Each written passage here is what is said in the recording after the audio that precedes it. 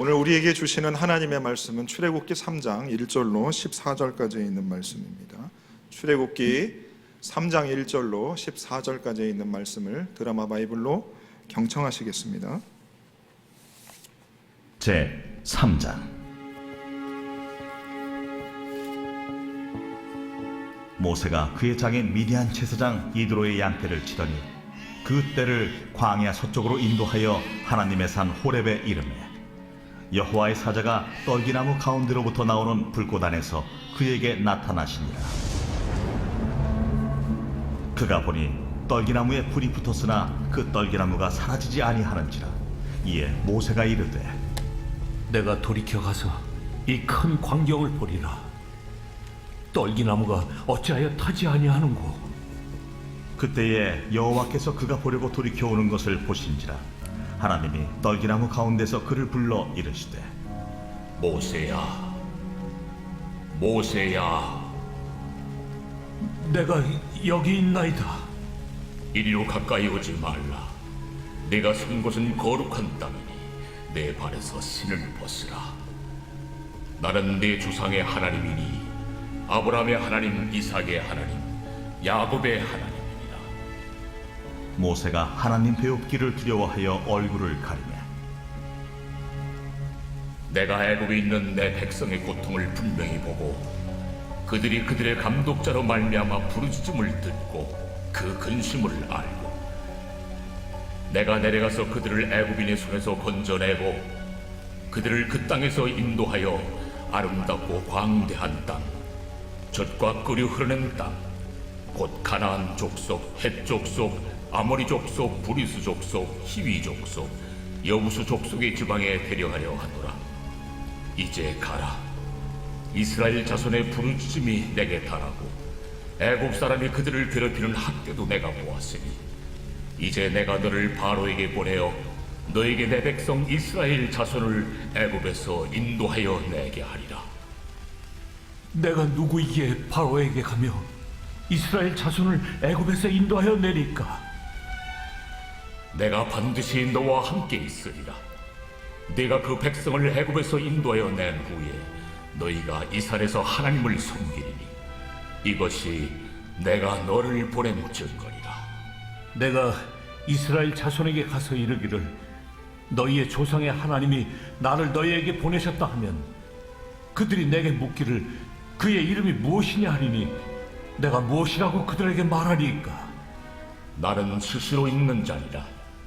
너는 이스라엘 자손에게 이같이 이르기를 스스로 있는 자가 나를 너희에게 보내셨다 하라. 아멘. 코로나 확산으로 많은 분들이 교회에 나오지 못한 상황에서도 이렇게 하나님 앞에 나와 예배하는 여러분들과 또 온라인으로 예배하는 우리 성도님들에게 하나님께서 오늘 크신 은혜를 주시기를 소망하겠습니다. 아멘. 화면에 나오는 이 책의 제목이 세상에서 가장 행복한 100세 노인입니다. 이 책의 저자는 에디 제이쿠이고 2020년 이 책을 그의 나이 100세 되는 해에 이 책을 집필하게 되었습니다. 그리고 이 책이 출판된 후에 단숨에 이 책은 세계적인 베스트셀러가 되었습니다. 그리고 2021년 작년 10월 그는 호주 시드니에서 세상을 떠나게 되었습니다. 그는 세상에 떠났지만 그의 책은 남아 세계 수많은 사람들이 그의 책을 읽고 힘을 얻고 있습니다. 100년간의 인생을 쓴 이 회고록인 이 책의 내용의 3분의 1은 죽음의 수용소라고 불리우는 독일의 아우슈비츠 수용소에서의 아주 끔찍한 체험담으로 생생하게 채워져 있습니다. 부모님을 그 가스실에서 잃었습니다. 수용소 안에서 나치의 간수가 되어버린 대학의 동기를 만나게 됩니다. 목숨을 건 탈출을 여러 번 시도한 끝에 민가에서 도움을 청하다가 총에 맞아 부상을 입습니다. 친구와 동료가 날마다 그 수용소에서 죽어져 나가는 것을 보았습니다. 부모를 학살한 자들을 위해서 하루 종일 중노동을 해야만 했습니다. 인간의 존엄성을 박탈당하는 정말 지옥 같은 삶을 그가 하루하루 살아가게 되었습니다. 누구보다도 고통스러웠던 생을 살았던 100세의 삶을 살았던 그였지만 그는 100년의 인생을 스스로 이렇게 정의를 내렸습니다. 나는 세상에서 가장 행복한 사람이다. 그가 나는 세상에서 가장 행복한 사람이라고 말하였지만 그의 인생 100년의 시간 전체가 다 행복하지 않았습니다. 죽음의 수용소에서 그는 날마다 죽어가는 사람을 보면서 나도 언제 죽을지 못한 것 같은 두려움 속에서 그는 하루하루 살아갔을 것입니다. 그런 상황에서 내가 행복한 사람이라고 그런 생각을 할 수조차 없었을 것입니다. 내가 누구인가에 대해서 생각할 겨를도 없이 내가 어떻게 그 시간을 보낼까라는 생각들밖에 없었을 것입니다. 그리고 그 고통의 시간들을 그가 보내고 내가 이렇게 살아서는 안 되겠구나. 그리고 스스로 하루하루 작은 행복들을 찾아가 그는 결심하고 오늘의 행복, 내일의 더 큰 행복으로 그가 100세에 이르러서 나는 이제 세상에서 가장 행복한 사람이라고 고백할 수 있게 된 것입니다. 그가 대단한 것은 자신의 삶 자체가 행복하지 않았지만 꾸준히 노력을 하고 마침내 그런 인생을 살았다는 데 있습니다. 여러분, 나 자신에 대해서 내가 누구인가에 대한 정의를 내리는 문제는 굉장히 중요합니다. 내가 누구인지를 정확하게 알고 살아가는 사람과 내가 누구인지를 모르고 살아가는 사람의 삶은 정말로 다릅니다. 우리는 스스로 우리의 삶을 살아가면서 내가 누구지라고 하는 질문을 수없이 하게 됩니다. 또 내가 누구인지에 대해서 내가 생각하지 않아도 다른 사람이 나한테 너는 이런 사람이야 라고 우리들에게 이야기해 줍니다. 나에 대해서 내가 정의를 이렇게 내렸어요. 그런데 살다 보면 내가 이게 아닌 것 같은데? 라고 우리의 고개를 갸우뚱할 때가 있습니다. 또 남이 나에 대해서 너는 이런 사람이야 라고 얘기하는데 전혀 동의가 되지 않을 때가 너무나 많이 있습니다. 그것 때문에 우리가 화가 나기도 하고 짜증나기도 하고 왜 저 사람은 나는 이런데 왜 저 사람은 나를 그렇게 볼까? 라는 생각들을 하게 된다는 겁니다. 그런데 문제는 여러분, 남이 나에 대해서 어떻게 평가를 하든 우리가 의식하지 않을 수 있지만 나조차도 내가 정말 누구지? 라고 할 때 있다라는 거죠. 그리고 내가 누구인지를 모를 때 여러분 어려운 것이 무엇이냐면 우리가 살아가는데 너무나 힘이 든다는 거예요. 내가 누구인지 잘 몰라도 상관이 없다? 그럴 수 없습니다. 정말로 내가 누구인지를 모르면 내가 삶을 살아도 사는 것 같지가 않습니다. 여러분, 그런 질문들과 고민들을 우리가 언제 합니까? 우리가 하는 일이 잘 안 될 때 그런 생각을 많이 합니다. 내가 누구지라는 생각을 언제 한다고요? 가족 관계 증명서 떼러갈 때 하는 게 아니고 내 일이 안 될 때 내가 누구인가에 대한 질문들을 하게 된다는 겁니다. 여러분, 평생을 살면서 여러분 내가 누구인가에 대한 질문들을 여러분 몇 번이나 하셨습니까? 그리고 지금도 예배를 드리는 이 순간에도 정말로 내가 누구인지 몰라 너무나 헷갈려서 나도 나를 규정할 수 없어서 남이 나를 규정하는 거에 대해서 너무나 듣기 싫어서 하나님, 내가 좀 누굽니까? 나를 좀 정확히 알려달라고 이 자리에 나오신 분들이 있을 줄 압니다. 한평생 우리가 삶을 살면서 내가 누구인지를 모르고 늘 방황 가운데 생을 마치면 여러분 그 삶이 얼마나 불행하겠습니까? 그렇게 살다가 인생을 마치시는 분들도 분명 있습니다. 오늘 본문에 등장하는 여러분 한 사람의 이야기를 통해서 저와 여러분들이 내가 누구인지에 대해서 확실히 알아갈 수 있는 이 시간이 되기를 소망합니다. 내가 나에 대해서 어렴풋이 알고 있었지만 정말 하나님께서 여러분들에게 이 시간 내가 누구인지를 알아서 아무런 흔들림 없이 남은 생애를 살아갈 수 있는 여러분들이 되기를 소망합니다. 남이 나한테 어떻게 이야기를 해도 흔들리지 않고 하나님이 내게 주신 나의 자아 정체성을 가지고 그렇게 용기 있게 살아갈 수 있는 이 시간이 되기를 소망한다는 겁니다. 오늘 이 본문의 말씀은 모세의 소명장입니다.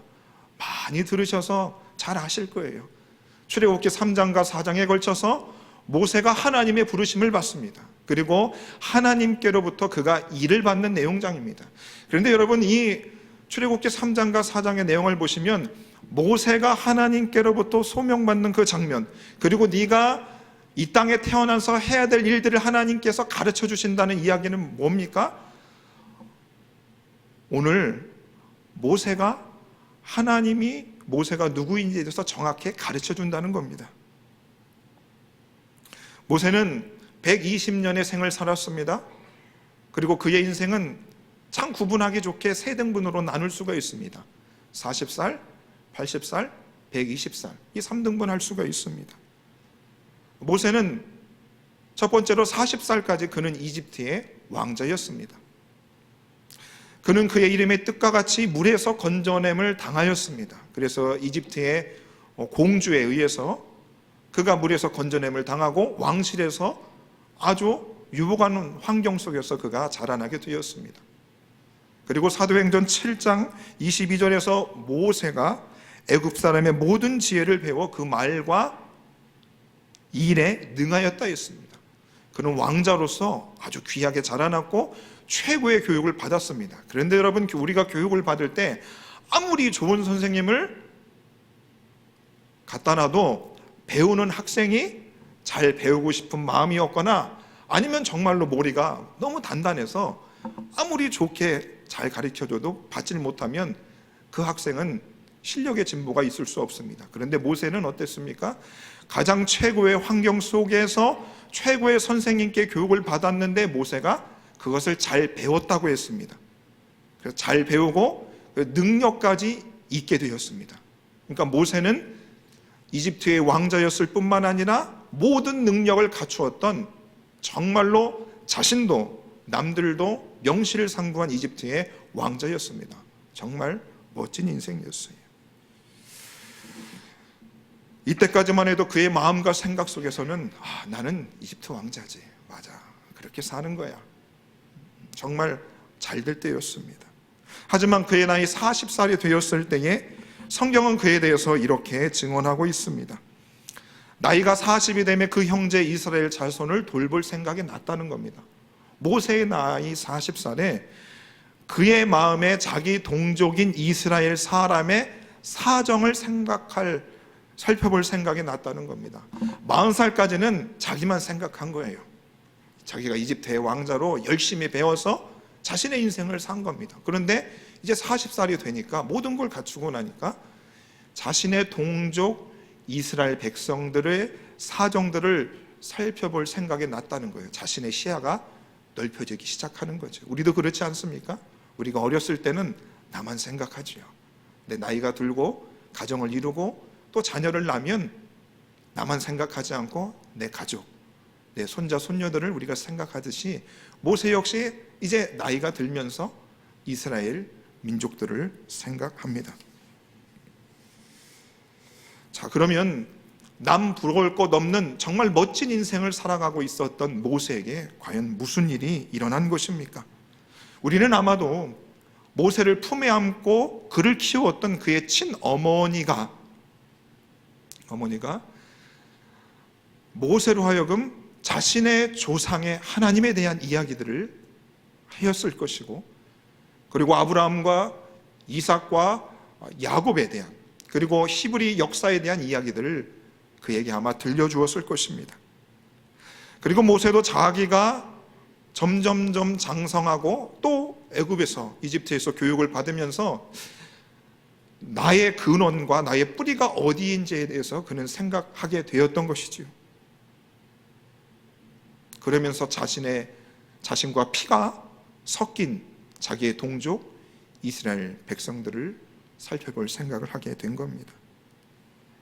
그가 이제 생각합니다. 그리고 나서 그가 실행으로 옮기지요. 어떻게 합니까? 모세가 장성한 후에 한 번은 자기 형제들에게 나아가서 그들이 고되게 노동하는 것을 보았다 합니다. 이스라엘 백성들 자신의 동족을 살펴볼 생각을 하고 이제 그가 자신의 동족들이 있는 곳으로 나아갔는데 그들이 어떻게 살고 있습니까? 고되게 노동을 하고 있습니다.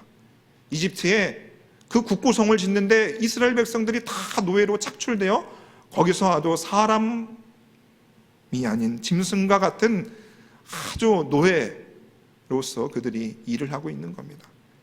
그의 마음이 억장이 무너집니다. 정말로 고생을 하고 있구나. 내가 생각했던 것보다 그들이 너무나 힘이 들어 하는구나 라는 것을 그가 보게 됐습니다. 그런데 그의 마음을 더욱 격분시키는 일이 그의 눈앞에 펼쳐집니다. 어떤 애굽 사람이 한 히브리 사람 곧 자기 형제를 치는 것을 봅니다. 지금 땀을 뻘뻘 흘리면서 고되게 노동하는 이스라엘 백성들을 보고 난 후에 어떤 한 사람이 지금 자신의 동족을 이제 폭행하는 것을 보게 됩니다. 모세의 마음에 울분이 일어나지 않겠어요? 고생하는 것도 너무나 속이 상한데 지금 막고 있는 겁니다. 그래서 모세가 어떻게 한다고요? 12절에 보시면 좌우를 살폈답니다. 좌우를 왜 살폈을까요? 왜 그랬을까요? 제가 서두에서 모세는 그 당시 이집트의 왕궁에서 최고의 교육을 받았습니다. 문만 그가 공부한 것이 아니라 무예까지 그가 배웠던 것이죠. 그래서 한 번에 사람을 살상할 수 있을 만큼의 이 육체적인 그 훈련들이 다 되어 있었던 것입니다. 목격자가 있는지 없는지를 그가 살펴보고 바로 그 애굽 사람을 단방에 죽여버립니다. 그리고 모래 속에 감춰버리죠. 완전 범죄를 그가 꿈꿨습니다. 아무 일도 없는 겁니다. 자신의 마음속에 내가 우리 동족 이스라엘 백성들을 내가 살려내는구나. 그지 마땅히 할 일을 했지.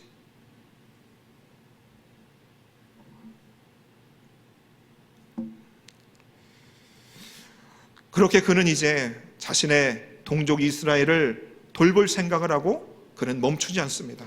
더 적극적으로 이제 그가 나아가게 되어집니다. 어떻게 하는가? 어느 날 다시 그 다음 날, 살인을 한 그 다음 날 자신의 동족들을 또 찾아갑니다. 우리가 어떻게 하면 같이 살 수 있을까? 당신들을 어떻게 하면 더 나은 환경으로 낫게 해줄까? 이런 이야기들을 그가 하고자 하는 마음으로 나아갔는데 같은 동족끼리 싸우고 있는 겁니다. 그래서 그 싸우는 사람, 잘못한 사람한테 왜 모세가 그 싸움에 끼어들기 시작하죠. 그리고 그 때리는 사람을 향해서 왜 당신 동족을 때립니까? 라고 이야기를 하죠. 그 말에 자신의 동족을 때리고 있던 그 사람이 모세를 밀치면서 이렇게 얘기합니다. 누가 너를 관리와 재판장으로 우리 위에 세웠느냐? 내가 어제는 애굽 사람을 죽임과 같이 또 나를 죽이려느냐? 분명히 모세는 어제 완벽하게 목격자도 없이 완벽한 살인을 했다라고 그가 생각했는데 지금 자신이 범한 그 살인에 대해서 이스라엘 사람들이 다 알고 있었던 것입니다. 이 말을 들은 모세는 깜짝 놀라지 않을 수 없습니다. 무언가 크게 잘못되었음을 그는 감지한 것이지요. 자신이 어제 이집트 사람을 죽인 사실을 이스라엘 백성들이 이미 알고 있었습니다. 그리고 그 소식이 이집트의 왕에게까지 전달되어집니다. 이집트 왕자로서 그 누구보다 자신에 대해서 자신만만했던 모세가 하루아침에 살인자가 됩니다. 자신의 자아에 큰 위기가 닥치게 됩니다. 사실 모세의 인생 120년 가운데 육신적으로 생각할 때 이집트의 왕자로 살았던 40년의 인생이 제일 좋았습니다. 화려한 궁궐에서의 삶이었어요. 모두가 부러워할 때입니다. 누가 봐도 잘 나가는 때였어요. 승승장구할 때입니다. 여러분들은 지금 여러분의 인생 가운데 지금 어느 때이십니까? 잘 되시는 때입니까? 잘 안 되시는 때입니까? 여러분이 내가 누구인지를 정확히 알고 여러분 지금 당당하게 살아가고 계십니까? 아니면 내가 나도 잘 모르겠고 정말로 지금 흔들리며 여러분 살아가고 계십니까? 모세에게도 바로 자신이 생각했던 그 이스라엘 백성들을 살펴볼 그 인생의 계획에 큰 차질이 생기게 되었습니다. 이제 모세는 어떻게 되었습니까? 두 번째로 모세는 이제 목자가 되었습니다. 자신은 이제 더 이상 이집트 왕자가 아닙니다. 자신이 이스라엘 민족들을 돌볼 생각을 하고 선한 계획의 물거품이 되었습니다. 이집트 왕자에서 한순간에 나락으로 떨어졌습니다. 그는 자신이 누구인지도 생각할 겨를도 없이 애굽으로부터 주랭랑칠 수밖에 없습니다. 도망자가 되어서 그는 정신없이 미디안 땅으로 가게 되어집니다. 그는 거기서 물을 길러올 이드로의 딸들을 만나고 그들에게 도움을 주고 이드로의 딸 시보라와 결혼을 하고 미디안 땅에서 정착하게 됩니다. 그리고 아들을 낳았는데 그 아들의 이름이 게르솜입니다. 그 아들의 이름의 뜻이 무엇이냐? 타국에서 나그네가 되었다는 겁니다. 바로 요셉, 지금 이 모세의 상황을 정확하게 대변해주고 있는 거죠. 이집트 왕자가 양치는 법을 여러분 알고 있었을까요? 그가 자신의 것도 아닌 장인의 양을 치면서 1년, 2년, 3년 시간이 흐르면서 양치는 법을 배웁니다.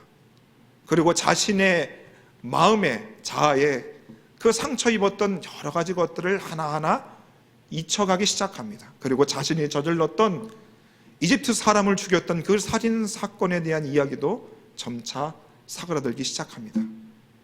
그리고 그는 낮과 밤을 가리지 않고 양을 치면서 내가 40살의 이스라엘 백성들을 돌볼 그 선한 계획들을 내가 생을 사는 동안 그 일들을 할 수 있을까? 하나님께서 다시금 그런 일들을 내게 허락하실까? 아니지. 지금 내 꼴을 보면 나는 그저 양을 치는 목자일 뿐인데 내가 어떻게 그 이스라엘 민족 전체를 내가 도와줄 수 있겠어? 그는 양을 치면서 수많은 시간들과 밤들을 보내면서 이런 고민들을 하였을 것입니다. 그리고 자신의 처한 환경을 생각해 보니 그저 나는 이제 이 장인 이드로의 양떼를 잘 살피고 아내 시보라와 또 자녀들과 함께 그냥 이렇게 인생을 살다가 마무리해야 되겠다라고 하는 생각을 가졌을 수도 있습니다. 모세는 80세까지 그저 양을 치는 목자일 뿐이었습니다. 남도 자신도 그렇게 생각했습니다. 여러분, 지금도 수많은 사람들이 자신의 인생의 계획들을 세우죠. 나는 이런 사람이 될 거야. 나는 이런 사람이야. 그리고 그렇게 열심히 자신의 삶들을 살아갑니다. 사람이 모인 곳에 돈이 있고 그러다 보니 이 시골에서 이 서울로 도시로 수도권으로 많은 사람들이 오게 됩니다. 어린아이들도 또 청소년들도 또 젊은이들도 또 중년의 사람들도 도시에 모입니다. 이 도시에서 우리들의 자아는 들쑥날쑥합니다. 손바닥을 뒤집듯이 오늘은 살 것 같고 내일은 죽은 것과 같은 현실의 반복이 계속해서 반복이 됩니다. 모세도 양을 치는 그 밤 하늘의 별들을 보면서 얼마나 자신에 대해서 이런저런 생각들을 하였을까요? 모세가 양을 치며 그 밤하늘의 별을 보면서 자신의 그 상황들을 보고 또 우리 역시 이 서울이라고 하는 이 도시 가운데 우리가 살아가면서 내가 누구인가?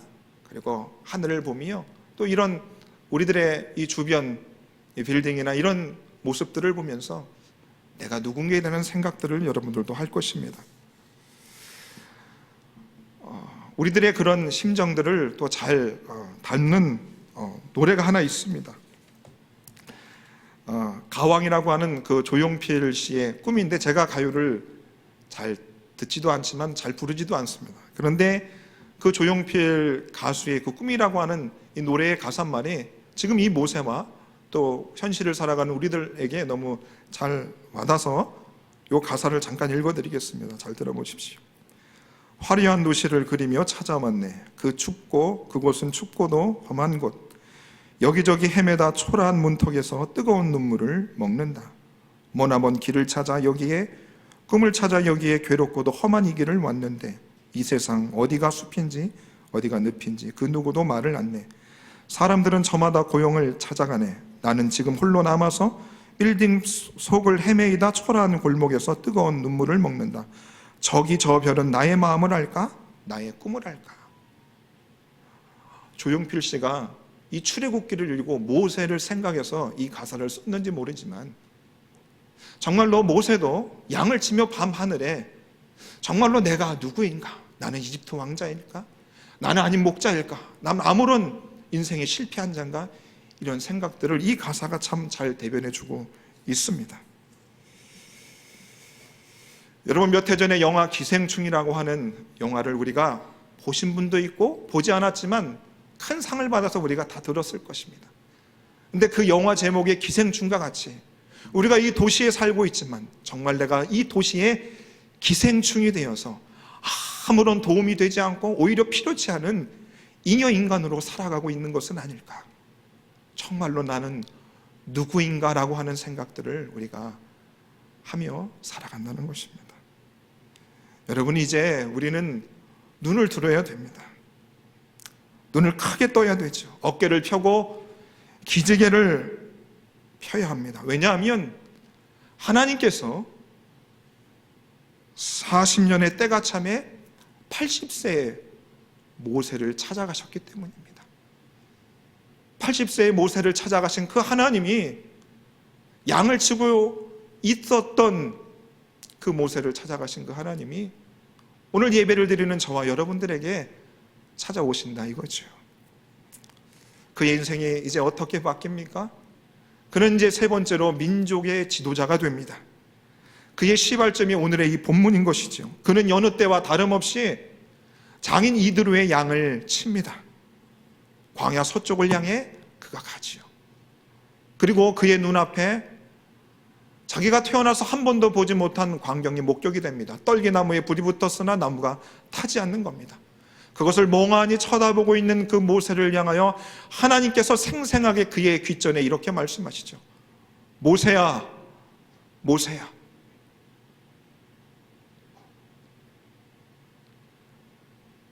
(40년의) 시간 동안 한 번도 하나님께서 자기 귀에 그렇게 크게 생생하게 자신의 이름을 불러주지 않았는데 그 80세에 그 이름을 불러주십니다. 그 음성은 그가 생애 처음 듣는 생생한 하나님의 음성이요 목소리고 그분과의 대면의 시간이었습니다. 그러면서 하나님은 자신을 이렇게 소개하셨습니다.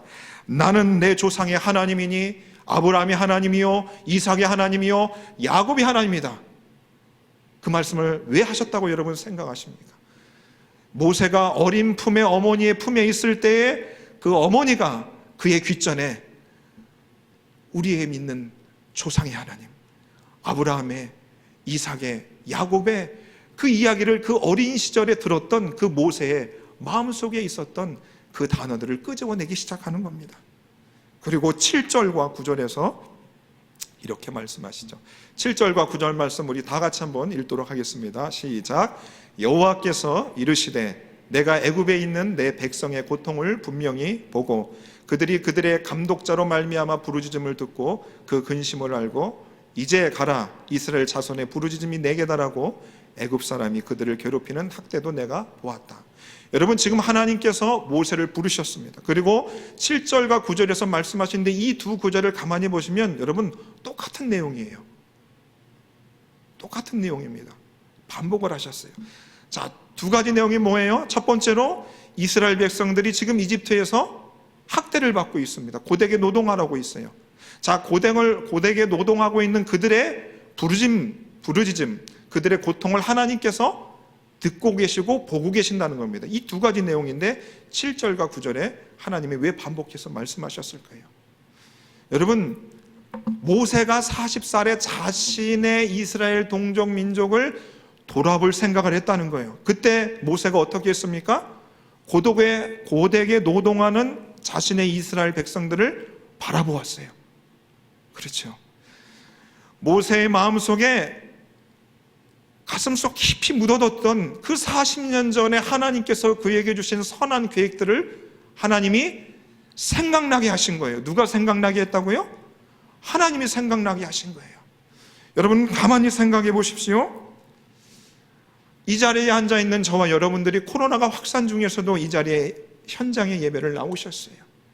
여러분, 우리 인생에 여러분들이 언제 하나님을 믿었는지 저는 알 길이 없습니다. 여러분들이 하나님을 언제 만났는지 알 길이 없어요. 하지만 하나님께서 여러분 마음속에 선한 계획과 마음들을 주신 그때가 있을 거예요. 여러분 있으시죠? 있잖아요. 하나님이 내가 이렇게 살았으면 좋겠다라고 하는 하나님이 여러분 속에 주신 그 마음들이 있어요. 여러분 그렇게 살고 있습니까? 그렇게 이루어지셨어요? 그렇게 하나님 이뤄가고 계십니까?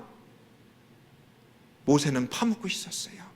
자신의 처한 환경이 그것을 할 상황이 아니었어요. 그래서 하나님이 7절과 9절에 걸쳐서 그의 마음을 깨우치기 시작하는 겁니다. 그러고 나서 우리 하나님이 이제 모세의 마음을 깨우며 이렇게 말씀하시잖아요. 9절 서두에 이제 가라.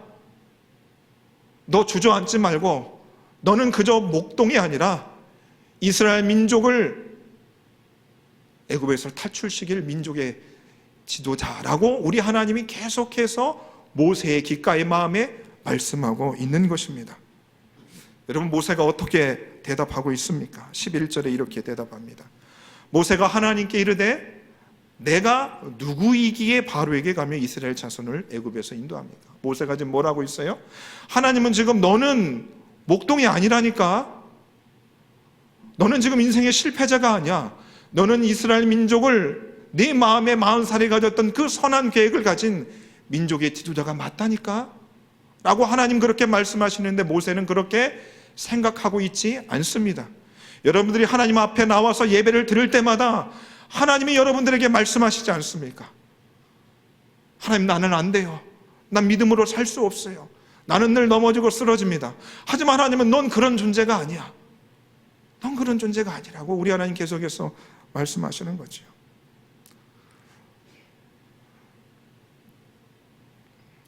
모세는 하나님께 그러는 거죠. 하나님, 나는 이제 이집트 왕자가 아니에요. 나는 그럴 능력이 없어요. 내 상황은 아시잖아요. 나는 왕자에서 목자로 신분이 바뀌었고 나는 더 이상 민족을 이끌 만한 힘도 마음도 능력도 없는 사람입니다. 그러면 우리 하나님께서 모세에게 어떻게 답을 주셔야 될 거라고 생각해요? 하나님, 내가 이런 사람이에요. 그러면 하나님은 너는 이런 사람이야 라고 얘기하면 되잖아요. 그렇잖아요. 자녀들이 엄마 나 못생겼어요. 나 너무 힘들어요. 그러면 아니야, 너는 이런 아이야 라고 우리가 축복해 주지 않아요? 그러면 하나님도 모세가 내가 누구이게, 그러면 하나님이 너는 이런 사람이야 라고 우리 하나님 말씀해 주시면 되는데 하나님이 그렇게 말씀해 주시지 않았다라고 하는 거예요. 하나님이 어떻게 말씀하세요? 하나님이 이르시되 내가 반드시 너와 함께 있으리라. 지금 모세가 하나님께 질문한 것과 하나님의 대답이 좀 맞지가 않잖아요. 하나님, 나는 이런 사람이에요. 내가 너와 함께 할게. 아니, 하나님, 난 이런 사람이라니까. 아니, 내가 너와 함께 한다니까. 그러면 어떻게 생각할까요? 모세가 화 날까요, 안 날까요? 여러분, 동문서답 하면 화 나요, 안 나요? 날 거 아니겠어요? 그런데 왜 하나님이 그렇게 대답하셨을까요? 하나님, 나 이런 사람이라니까. 내가 함께 한다니까. 나 이런 사람이 함께 한다니까. 왜 이렇게 말씀하셨을까요? 여러분 잘 생각해 보세요. 이 땅에 살아가는 모든 사람들, 그리고 하나님을 아버지라 믿고 살아가는 우리들에게 있어서 내가 누구인지에 대해서 정확하게 나를 제정해 주실 분이 누구라고요? 하나님이 해주신다는 거예요. 여러분 잘 생각해 보세요. 하나님이 해주시는 거예요. 우리가 내 일이 잘 돼서 내가 누구인지를 내 스스로 느낄 때 내가 나를 정확하게 규정해 주는 것이 아니라 하나님이 해주신다니까요. 내가 일이 안 되고 모든 사람들이 나를 향해서 실패자로 이야기할 때에도 나는 실패자가 아니라 하나님이 나를 규정해 주는 겁니다. 내가 누구인지에서 나도 잘 모를 그때에도 누가 해주신다고요? 하나님이 나를 정의 내려준다는 거예요. 예수 믿는 우리들은 사람들이 내가 어떻게 생각해도 내가 하는 일과 내가 어떤 환경에 처하고 사는 것과 상관없이 하나님이 나를 정해주신다는 거예요. 제가 시니어를 담당하는데 우리 시니어 어르신들이 그래요. 목사님, 나는 늙었어요. 돈도 없어요. 건강도 잃었어요. 그냥 죽을 날만 바랍니다. 세상에서는 그렇게 말할 수 있어요. 그런데 우리 하나님 절대 그렇게 생각하지 않아요. 오늘 모세에게도 하나님께서 내가 너와 함께 하겠다라고 하신 그 말씀은 뭐예요? 하나님께서 그와 함께 하시면 하나님, 모세라고 하는 그 사람은 하나님이 정해주는 거예요. 그래서 하나님께서 함께 해주시면 함께 해줄수록 모세는 내가 누구인지를 안다는 거예요.